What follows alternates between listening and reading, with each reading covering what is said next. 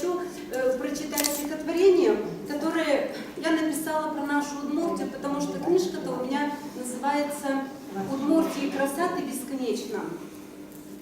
Удмуртия, жемчужина России, моя родная, милая земля, добра ты, удивительно красиво, щедры твои леса, луга, поля, в любое время года хороша, зимой в покрове снега, как невеста, весною раскрывается душа, и птицы радостно всем дарят свои песни, а летом просто Божья благодать, леса и реки не таят богатства, от их красот так хочется летать, в душе не иссякает чувство счастья.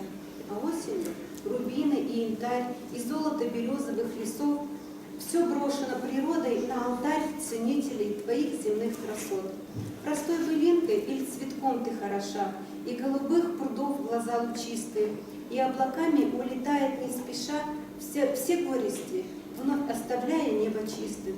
Сердечен, славен, добрый твой народ, трудолюбив он и гостеприимен.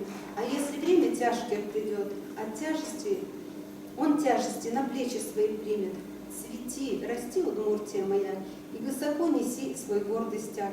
Пусть голод будет звонким, твердым шаг, пусть процветают наши милые края. Ну, вот это...